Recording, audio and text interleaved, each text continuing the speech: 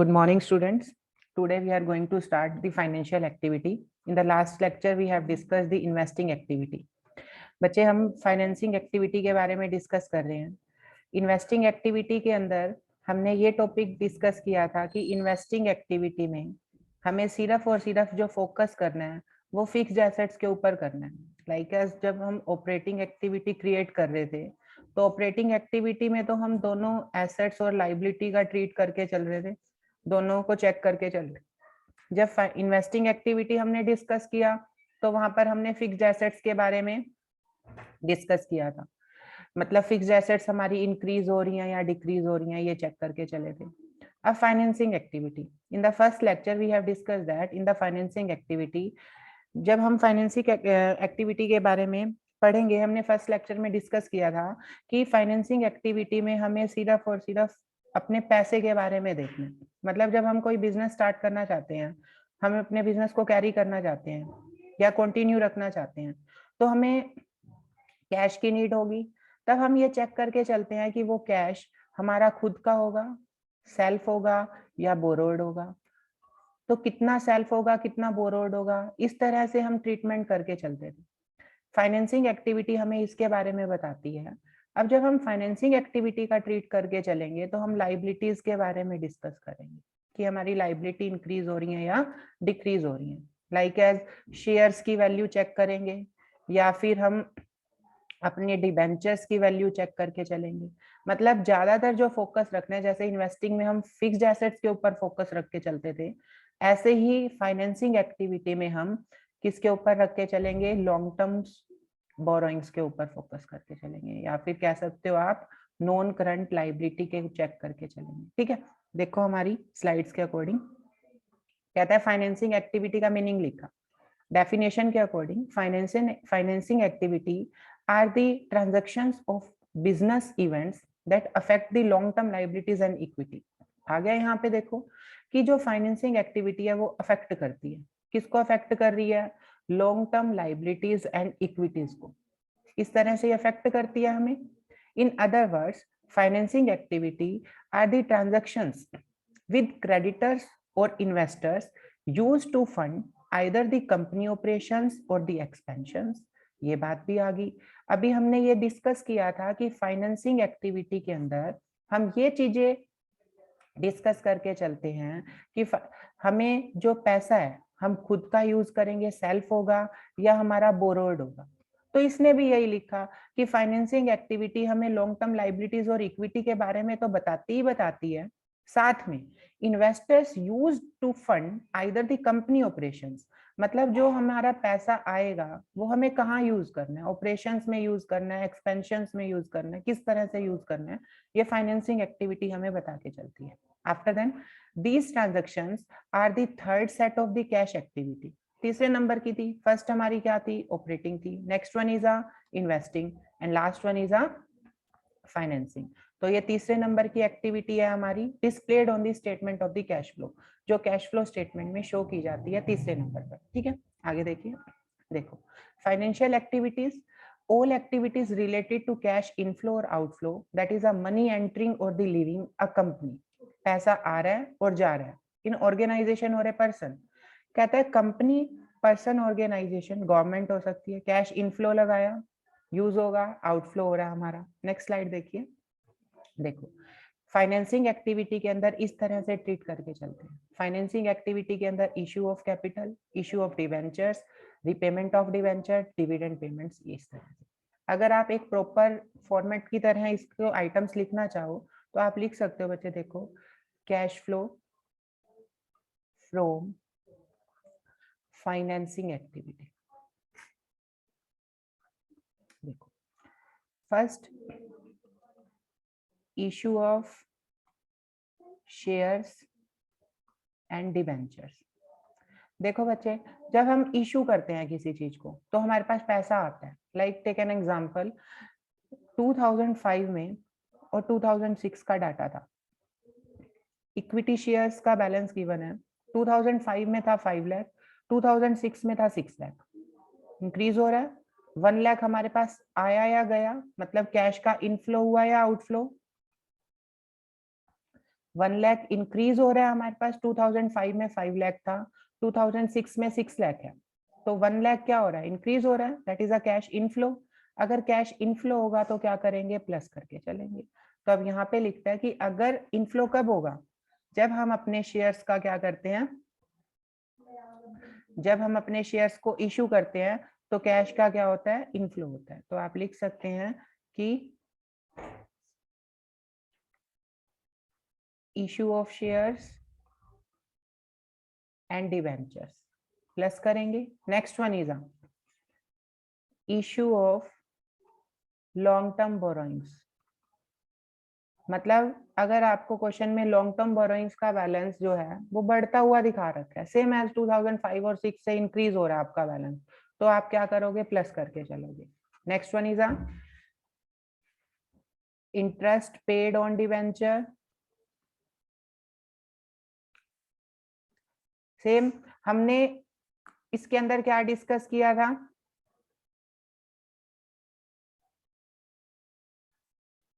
हमने टॉपिक में डिस्कस करके चले थे,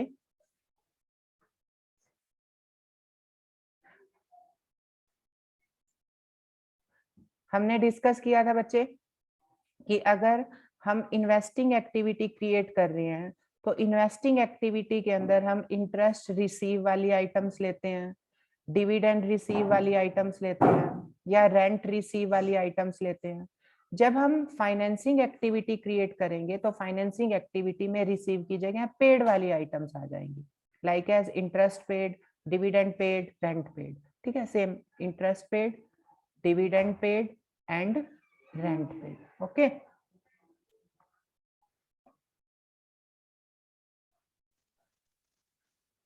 तो बच्चे इंटरेस्ट पेड हुआ हमारा, या हमारा डिविडेंड पेड हुआ, या रेंट पेड हुआ, इस तरह की आइटम्स, हमारी पेड वाली आइटम्स कहाँ चली जाएंगी, फाइनेंसिंग के अंदर चली जाएंगी।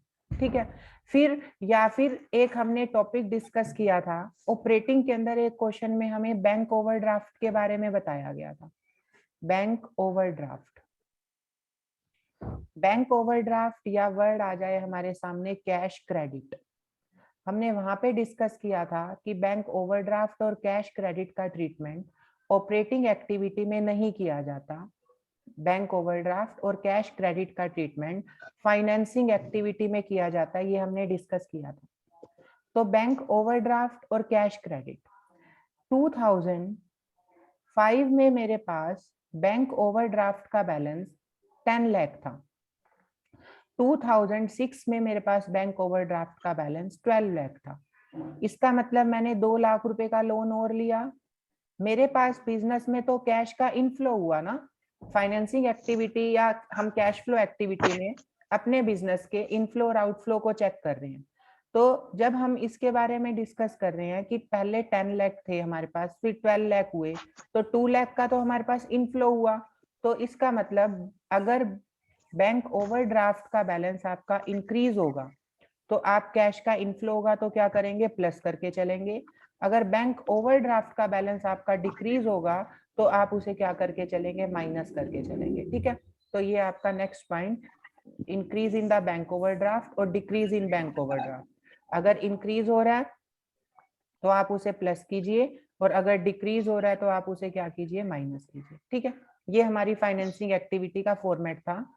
शेयर्स का ट्रीटमेंट देखना है, डिवेंचर्स देखने हैं, और अगर इनकी पेमेंट कम हो रही है, लाइक एज डिवेंचर का बैलेंस था आपका 2005 में और 2006 में, 2005 में था 6 लाख और 2006 में हो गया 5 लाख, कम हो रहा है बैलेंस, इसका मतलब 1 लाख की हमने पेमेंट करी है। अगर पेमेंट करी है तो पैसा हमारा आउटफ्लो हो रहा है, तो आप वर्ड यूज करोगे रिडम्पशन ऑफ डिवेंचर, कि हमने डिवेंचर्स की रिडीम की है, मतलब पेमेंट करी है। तो अगर पेमेंट करोगे तो बैलेंस क्या रहेगा आपका, नेगेटिव बैलेंस रहेगा। इस तरह से हम ट्रीट करके चलेंगे। देखिए इसका क्वेश्चन भी है,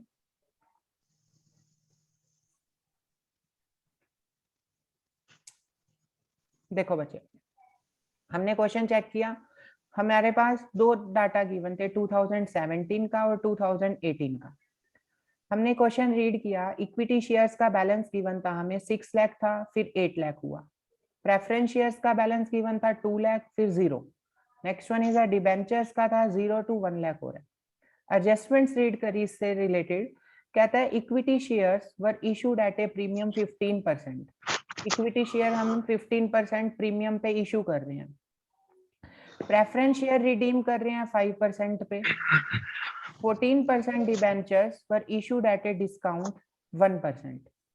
dividend paid on preference share 24,000।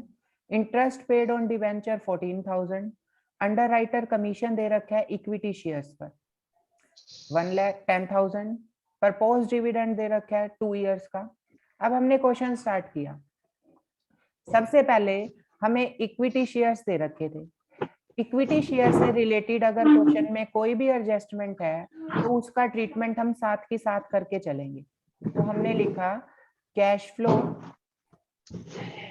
From financing activity.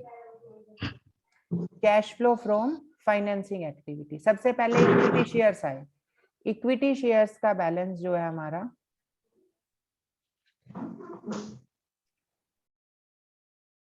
Equity shares का बैलेंस जो है हमारा क्या हो रहा है, यहाँ पर बैलेंस था 6 लाख, फिर हो गया हमारा कितना 8 लाख। इंक्रीज हो रहा है, that means issue of equity share 6 lakh to 8 lakh. ये हमारे पास 2017 है और ये 2018 है। 6 लाख से 8 लाख हो रहा है। इशू किया आपने तो लिख दो issue of equity shares.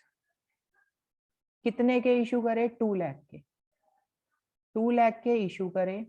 Equity share से रिलेटेड एडजस्टमेंट क्या थी? 15% प्रीमियम पर इशू करे। 2 लाख इशू करे, 15% प्रीमियम काउंट किया, दैट इज 30,000। फिर कहता है अंडर राइटर कमीशन था। अगर कमीशन था तो हम क्या कर रहे हैं? खर्चा हो रहा है हमारा, मतलब कोई भी चीज अगर हम परचेज कर रहे हैं तो उसके ऊपर हम कमीशन दे रहे हैं तो हमारा बैलेंस कम होगा। 10,000 का हमने कमीशन दिया, माइनस कर देंगे। 2 लाख शेयर्स इशू करे जिसके ऊपर 15% प्रीमियम था, ये आ गया 15%, माइनस कर दिया 10,000 का underwriter commission, then we got 2,20,000। Issue किया तो पैसा आपके पास आएगा तो हम इसे क्या करके चलेंगे? प्लस करके चलेंगे। Next one is a preference shares. 2 lakh से 0 हो रहे हैं, मतलब रिडीम किया आपने, that is a redemption of preference share. अगर रिडीम कर रहे हैं तो हम क्या कर रहे हैं? उस चीज की पेमेंट कर रहे हैं, तो रिडीम करेंगे तो बैलेंस नेगेटिव चलेगा। 2 लाख से 0 हो रहा है तो 2 लाख की हमने रिडम्पशन करी। फिर प्रेफरेंस शेयर से रिलेटेड एडजस्टमेंट थी कि जो प्रेफरेंस शेयर रिडीम किए हैं हमने वो 5% प्रीमियम पर रिडीम किए, मतलब 10,000 प्रीमियम हुआ हमारा। 2 लाख प्लस 10,000, पेमेंट कितने की करी हमने? 2,10,000 की। ओके, अब क्वेश्चन अराइज हुआ कि प्रेफरेंस शेयर से रिलेटेड एडजस्टमेंट तो ये भी दे रखी थी बट इसका कोई ट्रीटमेंट नहीं किया गया। बच्चे जो डिविडेंड पेड होता है या इंटरेस्ट पेड होता है उनका ट्रीटमेंट अलग से चलता है। ठीक है, अभी इशू किए थे इक्विटी शेयर शो कर दिए, रिडीम करे प्रेफरेंस शेयर शो कर दिए। Next one is a debenture. Debentures का बैलेंस 0 to 1 लाख हो रहा है, इंक्रीज हो रहे हैं, that is a issue of debenture. Issue of debenture 1 lakh issue किए। नेक्स्ट वन कहता है कि डिबेंचर्स जो थे वो 1% डिस्काउंट पे इशू किए गए थे। 1% डिस्काउंट है, 1 लाख का 1% किया, डिस्काउंट में पेमेंट कम होगी, प्रीमियम में ज्यादा होगी। प्रीमियम में ऐड किया, डिस्काउंट में क्या कीजिए? माइनस कीजिए। 1 लाख का 1% काउंट किया, that is a 1,000 and we got 99,000। But issue किया तो क्या करके चलेंगे? यहाँ पे प्लस करके चलेंगे। ओके, नेक्स्ट वन इज यहाँ तक की एडजस्टमेंट्स का ट्रीटमेंट कर दिया और यहाँ इसका ट्रीटमेंट कर दिया। अब जो एडजस्टमेंट्स रहेगी, डिविडेंड पेड आया था, डिविडेंड पेड माइनस कितना? 24,000। Next one is interest paid on debenture 14,000। Interest paid भी क्या करेंगे? माइनस करेंगे। ये याद रखना है कि रिसीव वाली आइटम्स जाएंगी हमारी इन्वेस्टिंग में और पेड वाली आइटम्स जाएंगी हमारी फाइनेंसिंग में। Dividend paid, interest paid, 20 interest paid on debenture that is 14,000। Next one is proposed dividend दे रखा है हमें करंट ईयर का और प्रीवियस ईयर का, but we have already discuss that treat only the previous year. कहता है कि हम पहले ही डिस्कस कर चुके थे इस बारे में कि अगर आपको करंट ईयर और प्रीवियस ईयर दोनों ईयर्स के दे रखे होंगे तो परपोज डिविडेंड हम प्रीवियस ईयर का ट्रीट करके चलते हैं। रीजन, क्योंकि प्रीवियस ईयर की पेमेंट, प्रीवियस ईयर का जो डिविडेंड होता है वो इस साल आके पे किया जाएगा, तो इनफ्लो तो आउटफ्लो तो इस ईयर हो रहा है हमारा, दैट्स व्हाई प्रीवियस ईयर का ट्रीट करेंगे। तो प्रीवियस ईयर का डिविडेंड क्या कर दो आप, माइनस कर दो। प्रपोज डिविडेंड कितना है, 90,000, 90,000 माइनस, ये पेड वाली आइटम्स आप सभी की सभी क्या करेंगे, माइनस करके चलेंगे। ओके, सबसे पहले क्वेश्चन पूरे का पूरा रीड करना है, उससे रिलेटेड अगर कोई एडजस्टमेंट है तो उसी के साथ करके चलेंगे। अगर आप प्रीमियम पर इशू कर रहे हैं चाहे रिडीम कर रहे हैं तो उसे प्लस करेंगे, डिस्काउंट पे इशू कर रहे हैं या रिडीम कर रहे हैं तो उसे माइनस करके चलेंगे। अगर इशू करते हैं तो कैश का इनफ्लो होता है तो उसे प्लस करो, अगर रिडीम करते हैं तो कैश का आउटफ्लो होता है तो उसे माइनस करो। इस तरह से टोटल किया, ये हमारे पास 19,000 आ गया। 19,000 नेगेटिव बैलेंस आया, नेगेटिव आया तो यहाँ पे क्या लाइन आएगी, net cash used in financing activity. Okay, ये क्वेश्चन था हमारा। इससे रिलेटेड देखो बच्चे एक और भी क्वेश्चन है,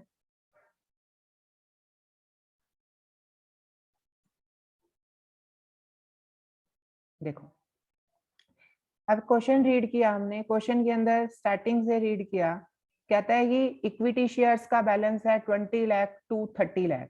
अब यहाँ से अगर हम इतना ही लिख देते, क्वेश्चन बिना रीड किए, आगे की एडजस्टमेंट बिना रीड किए, तो हम लिख देते कि इशू करा हमने 10 लाख का, बट आगे भी एडजस्टमेंट भी रीड करेंगे।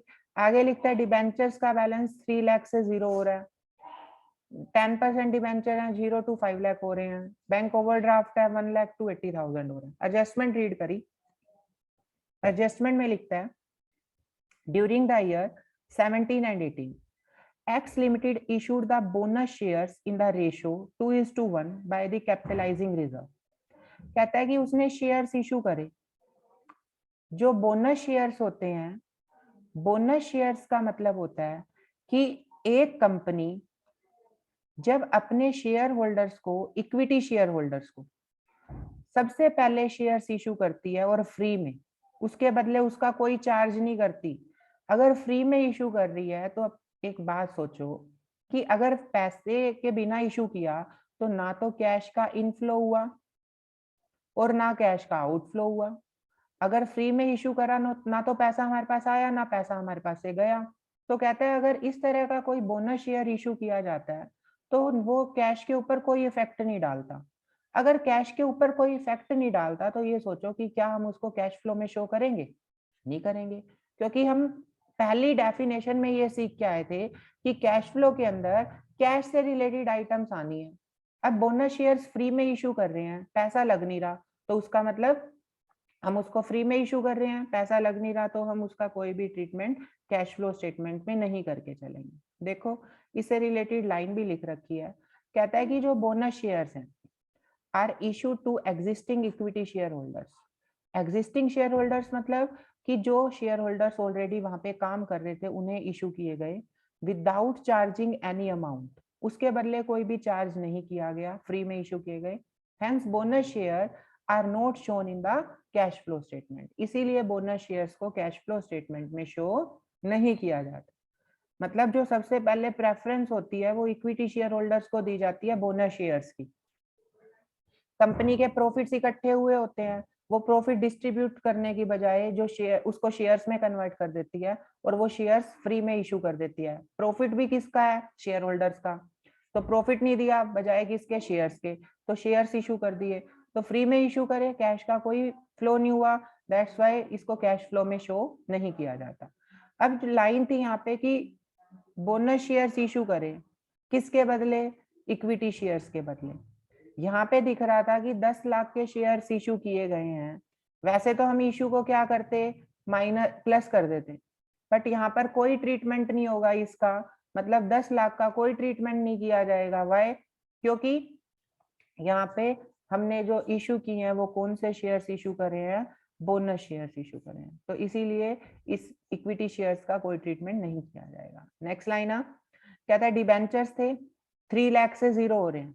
अगर 3 लाख से 0 हो रहा है बैलेंस हमारा, तो हमने डिबेंचर्स को क्या करा, 3 लाख से अगर हमारे डिबेंचर्स 0 हो रहे हैं तो हमने क्या करा, पेमेंट करी अपने डिबेंचर्स की, तो रिडम्पशन ऑफ डिबेंचर्स कितना हो गया, 3 लाख, माइनस में शो कर देंगे। नेक्स्ट वन इज कि 10% डिबेंचर से 0 to 5 लाख हो रहे हैं, इशू करे हमने अपने डिबेंचर 5 लाख के, तो कहता है कि जो डिबेंचर्स आपने इशू करे थे, ये लिख रखा है 10% डिबेंचर्स इशू किए गए हैं 5% डिस्काउंट पे, यही है हमारे 10% डिबेंचर्स। 10% डिबेंचर्स इशू करे आपने 5% डिस्काउंट पर, तो 5 लाख का 5% किया, दैट इज 25,000, डिस्काउंट पे इशू किए गए 5 लाख में से 25,000 माइनस करो, बैलेंस आ गया 4,75,000। ओके, बैंक ओवरड्राफ्ट मतलब अगर बैंक ओवरड्राफ्ट का बैलेंस इंक्रीज होगा तो हम प्लस करेंगे, डिक्रीज होगा तो हम माइनस करेंगे। अब 1 लाख से 80,000 हो रहा है, डिक्रीज हो रहा है, तो हमने पेमेंट करी, इसका मतलब तो decrease in the bank overdraft 20,000 negative में शो कर दो। ठीक है, अब इनका तो ट्रीटमेंट हो गया, इस लाइन का भी ट्रीटमेंट हो गया। एक ये लाइन आई थी कि जो 12% डिबेंचर्स हैं वो रिडीम कर रहे हैं हम कब, 1 जुलाई को। 1 जुलाई को आपने रिडीम करे, उसके बाद कहता है कि जो 10% डिबेंचर्स थे 1 जुलाई को इशू कर दिए। अब देखो 1 अप्रैल को मेरे पास 3 लाख के डिबेंचर थे, वो मैंने पेमेंट करी कब, 1 जुलाई को पेमेंट करी, इसका मतलब ये 3 मंथ्स तो मैंने इसको यूज किया ना, अप्रैल, मई और जून। 1 जुलाई को तो रिडीम ही कर दिए, 3 मंथ्स तो मैंने ये 3 लाख यूज करे, तो 3 लाख के ऊपर 3 मंथ्स का इंटरेस्ट चार्ज कर दो, कितने परसेंट, ये जो परसेंटेज आगे यूज कर रखी है 12%, तो 12% यूज किया हमने, तो ये आ गया हमारे पास कितना, 9,000। उसके बाद आपने 1 जुलाई को 5 लाख का लोन और ले लिया, रिगार्डलेस डिबेंचर्स के वे में आपने लोन लिया बच्चे 1 जुलाई को, तो ये 5 लाख आपने 1 जुलाई से लेके 31 मार्च तक। अब ये कैसे पता चला, ये देखो ये 10% डिबेंचर्स हमने इशू करे हैं, मतलब उधार और ले ली 5 लाख रुपए की। अब 5 लाख के डिबेंचर्स इशू करे हैं, बट उसकी क्लोजिंग है नहीं, तो 31 मार्च ही क्लोज होएगा, तो अप्रैल जुलाई से लेके मार्च तक 9 मंथ हो गए, तो 5 लाख के ऊपर 9 मंथ का इंटरेस्ट चार्ज कर दो, कितने मंथ का, 12, ये कितने परसेंट, 10%, सॉरी 10% है इसके ऊपर, ये देखो ये 10% दे रखे, देन वी गॉट 37,500, दोनों का इंटरेस्ट टोटल किया तो इंटरेस्ट की पेमेंट बनी 46,500, इंटरेस्ट पेड है, इंटरेस्ट पेड को क्या कर देंगे, माइनस कर देंगे। Next one is a proposed dividend on equity shares capital for the previous year 31st March 2017 8%। Equity shares के ऊपर आपको प्रपोज डिविडेंड पे करना है, 8% है, तो 20 लाख के ऊपर 8% चार्ज किया, दैट इज 1,60,000 माइनस कर दो। Interest paid on bank overdraft 10,000, interest paid है हमारा, माइनस कर दो, तो टोटल किया माइन नेगेटिव बैलेंस आ रहा है, दैट इज 61,500, तो नेगेटिव आ रहा है net cash used in financing activity. Okay, तो ये बच्चे हमारे क्वेश्चन थे फाइनेंसिंग एक्टिविटी से रिलेटेड। नेक्स्ट क्वेश्चन हम नेक्स्ट वीडियो में डिस्कस करेंगे। ओके, अगर कोई भी डाउट होता है तो आप पूछ सकते हैं व्हाट्सएप पर। Okay, thank you.